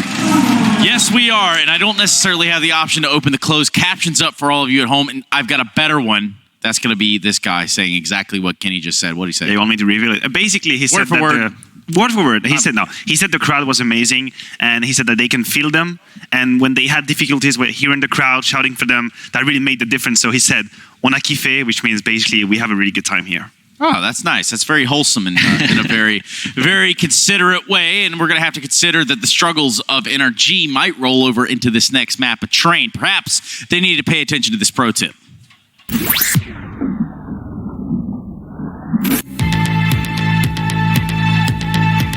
Hey, Future Pros.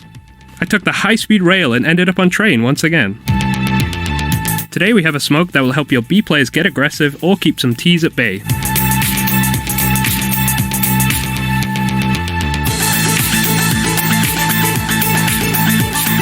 To do the smoke, get yourself up against this wall. Aim at the middle point from the roof and the top of the lamppost. Then jump throw the smoke. And just like that, after about 20 minutes of the smoke soaring through the air, you will have a nice B-hole smoke for your B players to use and abuse.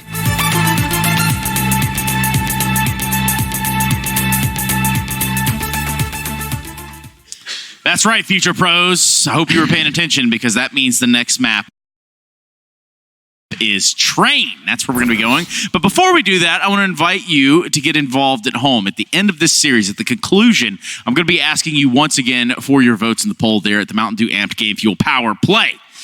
And when we get there, you'll know it. I promise. In the meantime, we need to talk about Train. We need to do it very robust. We need to do it very compact. And I need some buzzwords out of you as to why there's a fighting chance that NRG can bring the series back.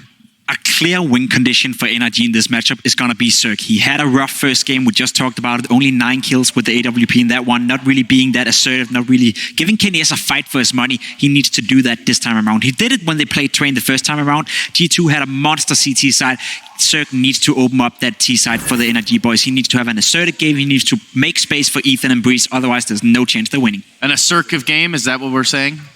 Not even going to mention that. It's all right. It's all right. You tried it. Listen, I think Jacob said it well. The CT side for G2 is going to be the key. And if Cirque is not able to shake that defense, then G2 is going in for a 2-0. Simple as it is, right, Trace? A 2-0 is most likely what's going to happen here, right? Yes, that's most likely what will happen. I'm going to go ahead and kick us into the game right now because that is what the war drums mean. Make some noise, Azatani. It's time for our second map of the series. And it's going to be Jason and Anders to give us Train.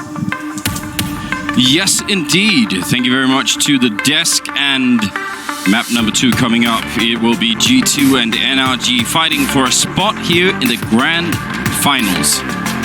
I didn't even know what to say. I mean, that was a very, very close first map. Looked like G2 were about to run away with it, but NRG, resilient, fought their way back. They almost made that work.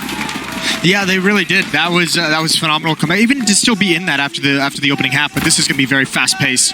They want to be aggressive towards this inner bomb site. Lucky's going to be falling back. He's dropped immediately. Shocks is here though, and they didn't check it initially, but he needed to land that shot immediately. It's not going to happen. Jack's now at range, but NRG have complete control of the bomb site. There's no flanks coming in, and as long as they don't peek, as long as they don't fall long range to these USPs, which they're in danger of doing, they might just be okay. But now the retakes come in, and this has been a strength of G2 as long as they've been making this resurgent form into the professional circuit. There's Jax with one more. Kenny S pushing up, but it's all Jax. And Cirque left in a 1 versus 2. Up on top of the high ground, Jax has that as well. 4 kills in the round on the retake. And that's a 3 versus 5 recovery after losing the inner bomb site. Yeah, just needed Jax to shoot four people in the face, and it was all done. To kill everyone. Yeah, just kill everybody. That was pretty impressive. I think it's so enjoyable. I think this is one of the big rewards of, we're still in the, we're still celebrating obviously the 20th anniversary. One of the great rewards I think of watching Counter-Strike over a long period of time is that you get to see like not just obviously the evolution of individual players, but whole regions, right? So like the French region for so long in Global Offensive was just dominated by ex-Source players, and they were like the best in the world. Shocks and obviously Kenny and BK. Yeah, and RPK. Obviously RPK were the best in the world of all time, and Source. So you had all these players, right? And you just didn't see almost any new talent, right? I mean, even Kenny, right? In Source, you had all these people that were coming back, and it really felt like it wasn't going to happen. It felt like it was going to be too late somehow, and now it's happening. Now they're starting to get there. People we haven't really seen before, and it's great. It's really a huge reward, I think, for sticking with the game, and you get to see these players come up and play. Jax definitely, I think, has been impressing me a lot. It's necessary for the future of the region of French Counter-Strike to have this happen, and France, the French region was one of the regions most resistant to going to the younger talent and the newer talent and being able to train them up. It's part of the reason why we saw 2018 really not have a whole lot of impact from the French on the scene, on the way that things played out. 1-0 for G2, pistol round in their favor. Well, the crowd is behind them. They do love it. SG's picked up there on the NRG side. 2 of them. Oh, that is a flashbang and a half to take down Lucky. And the wall of smokes behind them. Save call. Yeah, they're out. They just don't want anything to do with it. Peace. Yeah, just drop in the microphone. I mean, that's fair play. That kill comes in so quick, and as good as the retake was on the pistol round, as good as the retakes have been on this map, or just any map altogether in the recent memory, like this is just too tall of a task. Once you see that there's Kriegs out, there's a Khalil, it's just like, why mess with it? Why give up our own rifles? Let's just try and fight another day where we have a better chance of holding onto the bomb site. You're a Train kind of guy, Moses. I love Train. All right. I'm always suspicious of people who don't like Train. Yeah, it does tell a lot about their character. It's like people who don't like pulp and orange juice. Yeah, that's weird too. It's really weird. I've never figured that one out. So, they save all the rifles. There's nothing... maybe there is something worse, but it's high on the list of bad things that can happen to you if you make the save call and then lose half the rifles anyway. Then you really feel stupid. Yeah, or you just stick around too long. We see that pretty frequently. That's getting better and better, though. But certainly once you get that save call in, just literally I also think Shocks and Jax had no armor. Like, they have it now. They bought it, but they had no armor when they were saving. So maybe that's also like that's a big reason you don't want to try and retake. Yeah. Well, try number 2 for G2.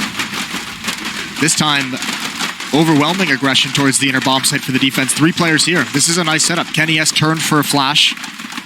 Lucky with contact. Jax would peek on that. Unfortunately for them, this setup is going to go to waste because no one from NRG is going to mess with it. So how long do they actually keep this 3-man stack and only Shocks and Omenek to defend outside? At least they're centralized together. And Lucky with just a UMP. He's going to start getting curious and aggressive. Yeah, there is a timer on this, so they either need to fall back or push up. But they can't wait here until there's like 40 seconds left because then they're definitely going to be too far away. They even boosted up behind now. Oh, this could get very interesting. Timing is absolutely everything right now. They've got their grenades primed, NRG. They're ready to go for the execute. Now they made the noise, and they're not going to know they're going to be flanked. If they can hold G2 here for just 5 seconds once the push is in, that's going to be all they need. Oh, no. The this is going to go down, and that's going to make things so much easier for Kenny. And G2, a follow-up kill as well. Oh, what a decision to boost. That's getting rewarded for being proactive and aggressive from the CT side. Kenny S with a triple kill, and the round was over before it really even began. Everything about this timing was just so beautiful. It's always going to be a bit of a disaster when you're getting flanked. But let's say you could choose, and you either that flank happens and the fighting begins before you've actually thrown your own grenades or after. And when it happens right on top, when everyone mentally is focused on pushing forward, then this is just going to be so hard to pull the brakes on it. You're like, well, we have our smokes down. They've already been on the ground for 5 seconds. We need to do something, and now we're getting shot at the back. Kenny, a beautiful round there, even getting that last kill when he was low on health, and that's going to steal it right back. That's so sick. Yeah, he assassinated that first guy. Well, I think what's so cool about it is I feel like, I obviously could be wrong on this, but I feel like Kenny S of last year and within the past 3 years wouldn't be getting boosted up like that. No, I agree. Now they're going to be flashing their way through, but they were turned for it. Nice shot. Jax coming in. They had the same triple setup, and he's going to be doing wonderful work with the AUG. 2 versus 4, I'd say, don't really need to stick around and do this, and he does get him down to 4 health. I don't know, there is a flank coming from Breeze, but the exact position where that second player went down, or where the bombs dropped. Right. There's a really funny moment that happened in Sweden where somebody had dropped a decoy grenade, and it exploded at the end. And right as the decoy exploded, he peeked up with the AWP, stood up to take that shot towards the CT side, like he was on the T side. And I think it was an accident, it was Akorf, but I think it was just accidental, but it looked so planned. Nice shot from Breeze, actually. This could still make it a bit dangerous, though Kenny sneaking into the corner, very hard for Breeze. I don't know how he would have read that. No, it's really, really difficult. We've seen that a number of times at this event, 2 players in the same position, and it's just hard to assume that that's what's going to happen. So Tarek waiting for a follow-up mistake. Oh. And there it is. I don't know what Kenny's doing with his knife out, but he falls prey to the same trick, although Amadek to secure the round. Never really in danger despite it coming into a one-on-one, and it's a 2-round lead for the French side. Yeah, very close in that one. Probably a bit uncomfortable. That's going to cost them a lot of money. There was no bomb plant for the NRG side, so might just have to relax anyway. They were 2-on-4 at this point, and it ends at a 1-on-1, so I'm going to say that's a little bit unacceptable. Yeah, probably, but at the same time, it was one of those weird rounds where everyone had gone to the beat bomb, said it was a little bit broken and hard to read, and on top of that, this round is just with pistols. So yeah, good economic damage from NRG, and obviously G2 would like it to be cleaner, but they should be able to sustain with a good lead in this. Ooh. Although NRG's at least going to get a plant, it seems, although the Molotov comes in, there's the bomb going down, and Shox is going to start warming up his ult. Yeah, Daps actually ran for the fire on that ramp. Tarek gonna pick up 1 kill, even gets the AUG, but the bomb is planted where he actually couldn't stop the defuse. Still, a little bit of damage and a bomb plant. Not really too bad, I would say. No, not bad at all from NRG. However, G2 on the CT side, we've seen them be very, very good. We obviously saw a phenomenal train out of them yesterday against FaZe, but throughout this event, throughout DreamHack Dallas, where we were at watching them, G2 had a pretty impressive CT side train. It's the T side where they got stuck a little bit, but yesterday against FaZe, they didn't get stuck at all on that T side. So NRG, they can't have another start like Dust 2. They can't start this game out 8-1 down, especially on a map like Dust 2 you can manage. T-side train gets very, very suffocating. Yeah, I mean, if anything, you would hope that means they've, had the same realization and said, hold on, guys, if we're going to be playing train again, that T-side has to change. Jax had the right idea. Now, there is still a little bit of aggression coming in for Lucky on the other side, and actually, that is going to have to be a huge push from him now for this to work out for them. This is fine, though. Actually, G2 can still recover. Kenny S kind of in the middle of the map with that AWP. You know what he can do. As long as Lucky can make sure that no one can attempt this B bomb site, as long as Kenny doesn't have to worry about rotating inside, G2's even with 2 men down, is in an okay position. Look at how paranoid they are as well, NRG. They thought about this a lot, that he would be there. Now that no one's shown up, will they be tricked by the timing? His flank here could do everything, assuming that the rest of that A defense is going to be working out. Look at how close he are. He's right behind them. Oh my god. Are they looking for a Tarek? Waiting. That is so heads up. They actually were looking for that the whole way through. They spent like 30 seconds just waiting for Lucky to be there. Good shot for Kenny, but still, it shouldn't matter. That's kind of impressive for NRG. Well, they've dealt with so much aggression, especially towards that inner bomb site, right? It seemed like Tarek was kind of caught onto that, because I was thinking at the start of this round, I really like the fact that G2 is putting the aggression on with these flanks, with these pushes from Kenny, from that 3-man setup towards the inside. Really get in NRG's face and don't let them run anything they want, because they're kind of bending a little bit because of this in-game leader situation, because of the roster change. Apply some pressure and try and kind of grow those frustrations within their camp, but just by being such a nuisance on your own defensive side of things. It's great awareness from Tarek to just be watching that. I think that flank works if NRG is more aggressive towards outside and Kenny's able to get 1 or 2 kills. That flank came in before the action really was initiated. Yeah, that's a good point. It may have been a question of who's doing what in a specific order there. Yeah, and I mean, again, it's hard to read when you're in a 3-on-5. You don't always have the luxury of waiting and being patient. And you certainly don't feel like you ever have the luxury. No, and if you're the flanker in that position, you think you're the player to save the round. Yeah, but you're also thinking, like, if I wait 3 seconds too long and one of the guys on A died, then I might have been too late. Shark's looking a little bit stressed. Maybe it's the economy that does it. Yes. Maybe his accountant called and said, listen, there's not going to be any funds this time around. Yeah, we got nothing for you. Charity that you're investing in is about to take a hit. Lucky goes down. They are all stacked back here. Could work for a kill. Ooh, that timing on that peak. Breeze still managed to get 1, but he's given away a Krieg to Shox. And Shirk's going to come back to try and eliminate them. And this would be a good way for him to get warmed up in the game. He spots one over by the bin. There's the follow-up. Can't get that flick with the double scope. But Ethan's here to keep plenty of space between them. And Almanac has spotted that. And they're just running away. They know where both players are. But yeah, that's why Shock's maybe looking a little bit forlorn, is just not the money to have that double op setup. We know they like that. Sitting around out is always frustrating. And if you're NRG, this is everything's fine in the early stages of this half. It's going to be 4-3.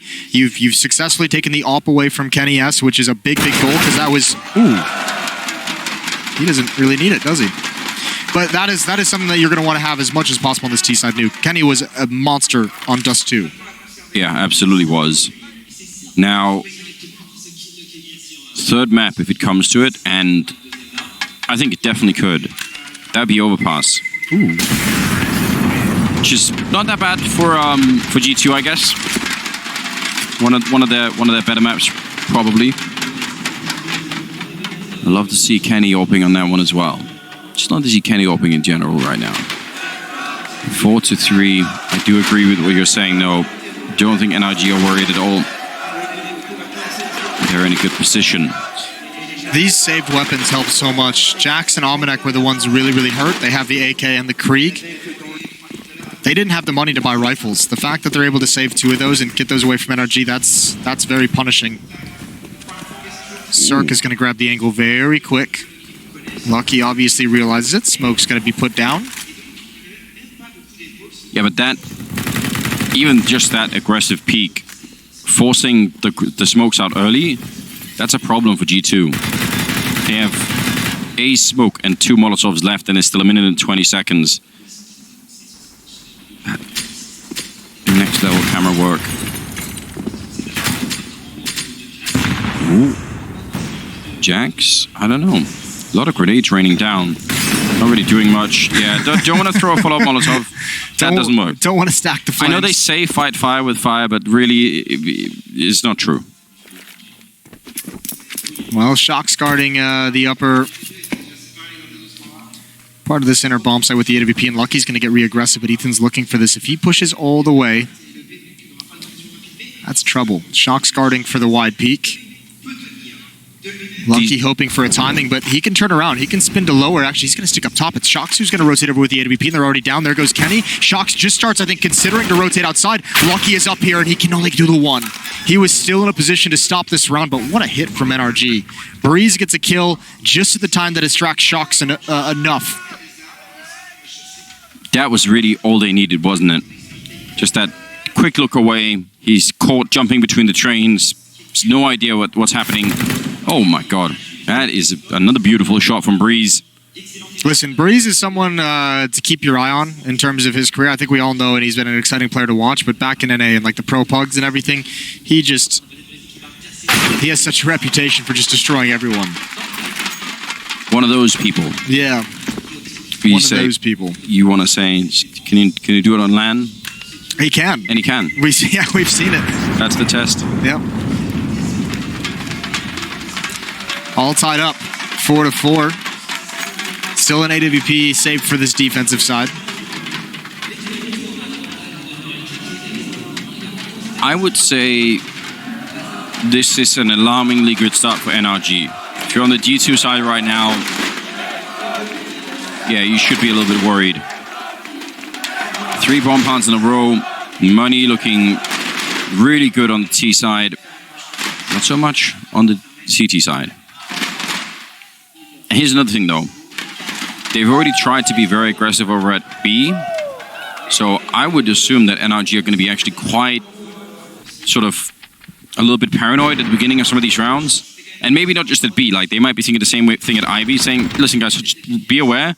They're going to be playing pretty aggressively. Right. So I'm not saying you shouldn't do that early on in a half, but if you do it early on, that means it's hard to swap back into if the main defense isn't working. You're like, oh, well, what do we do now? Well, we already did that part, so they probably know. Kenny, though.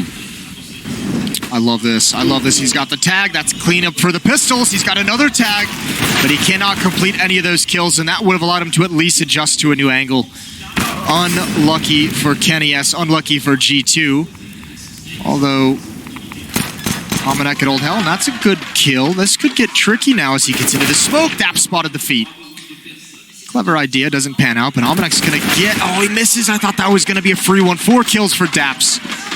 Leading his way into the bomb site. 5-4 lead for NRG. And I think already G2's in trouble.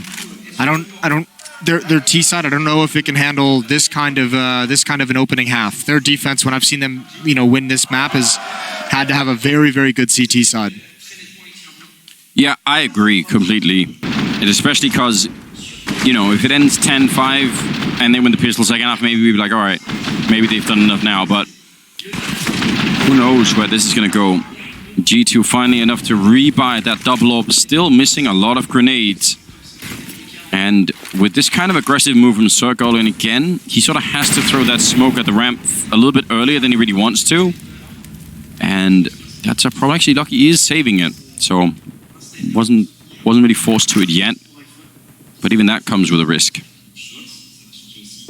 4 on A. 1 on that B side. And no more Molotovs. They are really not having a good time on the grenades. And that was the last B smoke. They're happy to wait right now, NRG. They don't really mind just buying the time here. That's an incredible grenade. It's a very forward and aggressive defense outside for G2. Almanac with an AWP watching towards Ivy from the middle train. Oh, they baited him into it. He's jumping. Oh, Kenny. He got absolutely red. They threw that smoke right in the C connector thinking he was going to reposition, and they caught him. Well played. Kenny getting destroyed, and Breeze still being a menace and still keeping attention towards Ivy. But everyone else from NRG is going to hit the center bomb site. With Kenny gone, it's just Lucky. He's got Nog, he's got an off angle. A little bit of damage on towards Daps, but now that they know where he is, yeah, too hard to manage your attention. Shox with the flank. He's going to get put down by Cirque. So much success on the entry, and Breeze is already here to cut off the save. Nothing. This is ruthless from NRG. Nothing is going to be brought into the next round unless Almanac can get this kill, and he misses that one. The aim punch is too much to handle. 6-4, and NRG are going to start racking up the scoreline. That was a great setup. I mean, you can't know that that's going to happen every time, but when it does, It looks beautiful. Yeah, it really does. A piece of art. Second timeout being taken for G2. And they need it. I'm not even sure what the adjustment needs to be. Right now, NRG just looks so comfortable on this map.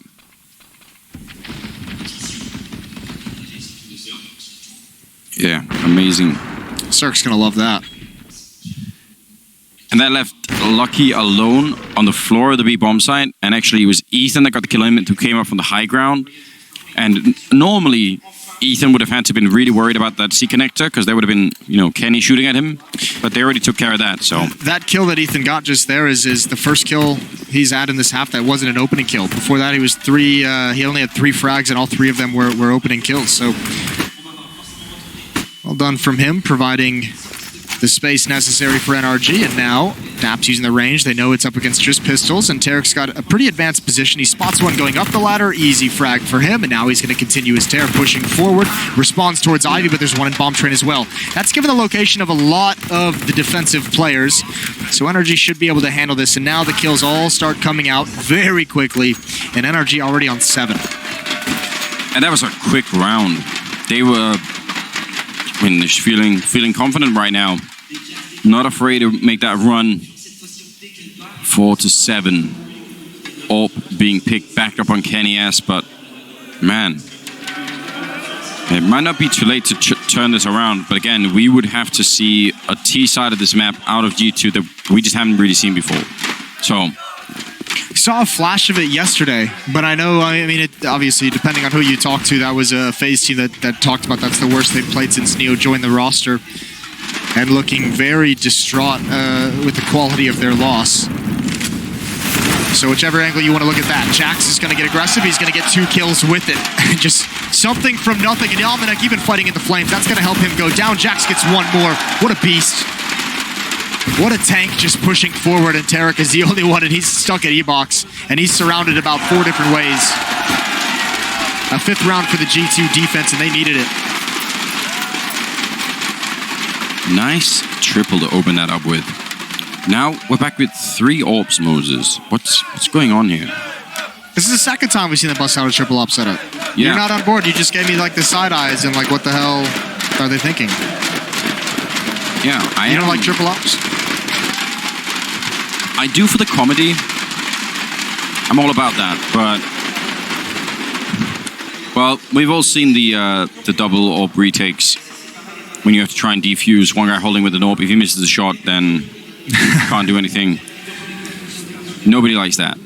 Well, again, it might be another thing where G2, much like I thought on Dust 2, especially on this map, where you have those long, narrow angles with the pace that G2 is taking. Those AWPs can be deadly. Slow pace in towards T-mid, slow pace getting control of ladder room. I like this stuff, though. This was obviously effective. This isn't going to be this effective every single time, but I would like to see the fact that the inner player has seen Cirque just jump down and take that angle very, very quickly for like 3 rounds. Go back to that triple setup inside. Don't let Cirque be comfortable with that kind of a peak. Go put him in his place, so to speak. Oh, and they're doing it. Yeah, they are pushing up. Actually, it's the Orgs that are doing much of this work. Kenny there as well to help out. And yeah, now it's time to back on out. You got the 2-for-1 trade. Breeze, though, he is all the way out on the yard here, and that's going to be a kill on Shox. I didn't think Shox realized that he could have been there. No, and that's the problem, too, with the triple AWP setup. Shox with an AWP rotating back, and it's just not a fun fight to have when you don't know what's coming whatsoever, when you have to clear things out. They're going to go for this retake. Plenty of utility, 3 kits as well, but it's a great setup for the NRG side. Daps behind middle train, Breeze and Olaf. Cirque and T-choke point, T-con. They have so many smokes there on G2, so they could try and set some up, maybe to force the fight, but they need to hurry a lot right now. Daps going to get the kill on Amanek. They have 2 Molotovs left, actually. One of them going to go down on Breeze there. Kenny missing a shot now, running away from the fire, going to try and put out his own Molotov and tapping the bomb. I think there's no time at all. And now it's just a question of how many people go up to the bomb. It's going to be everybody that was left there. Wow. It's a massacre. Everyone in the server goes down. An 8th round for NRG. Breeze opens that up perfectly. I mean, the defensive setup from G2, the aggression towards inner, works exactly the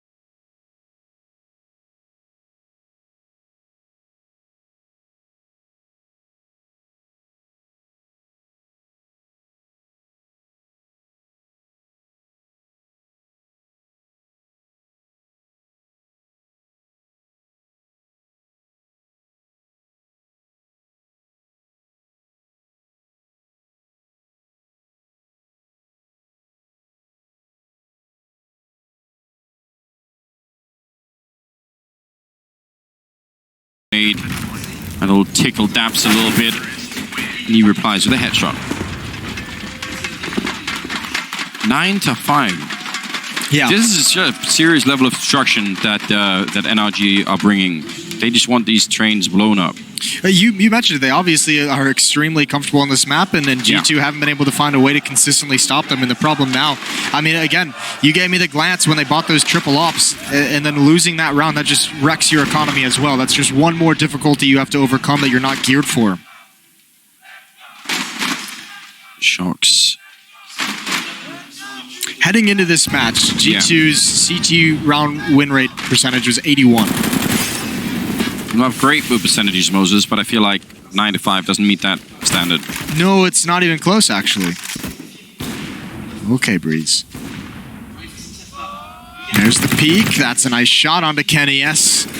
Shocks now trying to recover. Oh my god, you're not going to see Shocks botch a fight like that too frequently. What kind of Shaolin Counter-Strike are we watching? What's going on here? Might be Drunken Master, I think. Yeah, probably. Lucky, now 1 versus 4. Don't think anybody's going to be seeing him coming out of this one with any kind of a favor. You said 81%, so we'd be like 33% now instead for G2. 10-5 in the first half here as NRG absolutely shut it down on their T side. That's so impressive and very well done. I think they're very close to a third map. We'll see how that goes when we return for the second half here on Train. Don't go anywhere. Everybody got it like...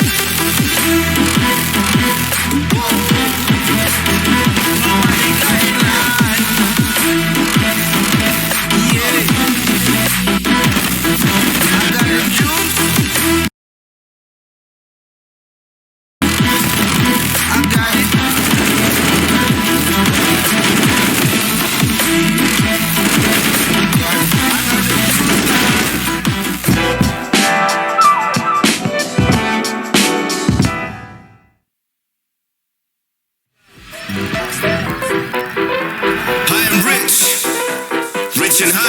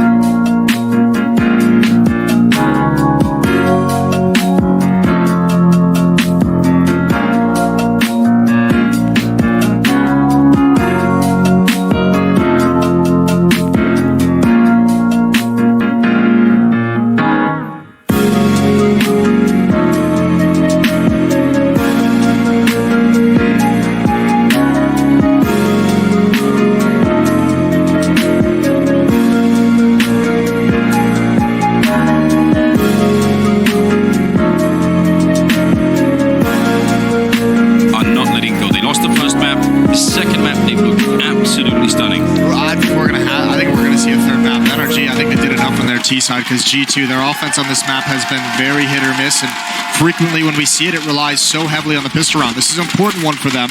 I mean, Amanek got 2 kills, Shox got 3. They were both on the A-bomb side, I think, most of the time. Massive drop-off, especially for Shox from that first map. And there's Cirque. Oh, confident shot onto Jax, who's been a big-time player. Now readjusting towards the inner bomb site. NRG playing retake, though, and if Tarek just grabs one, that's going to help them so much. Tapping away, going to go for the repeat. They're holding him in, and that's too far. He's overextended. The Molotov isn't going to kill him, but it's going to prevent him from getting involved in the action. Same with Breeze. So actually, G2 get a chance to push down these train lanes. We'll see how well they can manage it. Yeah, it's actually doable. They could bring it back. There is a smoke and a kit still available here for NRG. Flashbang to set it up, and Amanek gets absolutely run down. Ethan with a follow-up shot as well, and now Shox fighting. He needs a connection. The bomb, I mean, there's not that much time left, but still, they got to stay alive. And now falling away, that might have been a smart choice there. What a follow-up. Knockout ace for Kenny in the pistol to start the second half. All right. Kenny is just delivering every step of the way. What an ace in the pistol round when your team is at a man disadvantage. That was like a camouflaged ace, wasn't it? It's like snuck up on us. Yes. We didn't see too many of the early ones. We saw the last 2, and they look great. Great sequence from Kenny on the middle of the bomb train, just hovering, baiting his teammates perfectly. Just always pivoting to the point of contact. And whatever fight's going on at the moment, no one ever put pressure on him because they were fighting the players that were up close. It's so easy to get overextended in that situation on the pistol round when you push all the way up like that. And now G2 doesn't want to waste any time. They're going to get into this bomb site. Tag with the scout. That's dangerous. There is a CT beneath. Amanek's not going to look for it. Should be a kill for Daps, and he's got it. But took him a minute to grab that, which means G2 have control of the site, but they're starting to take a lot of damage. Yeah, a little bit more than you would want, and now only Jax really has any kind of health left. Doesn't mean they can't win the round. They still have a lot to work with, but this is getting a bit uncomfortable, especially now that Tarek is just on top of them. Molotov gonna go in the back. Shox hiding inside. Tarek thinks he killed the guy that was already in there. Oh, Ethan will find it. The Molotov holding one guy back, and Jax is out of it. Now it's just lucky 1 versus 3, and he's gonna get shot down. I think they just might have it. They do. They definitely have it. That's going to be a comfortable victory. They're already fist bumping. They don't even need to wait for the defuse. What a retake. That's 4 such a on steal. 4, and you have scouts and pistols. And G2 just took way too much damage from those scouts. They tagged them just enough at the end. Obviously, the pistols chiming in. Ethan did great. You know what's crazy as well? They were so fast in B, but they actually had a smoke that was thrown from outside T-spawn.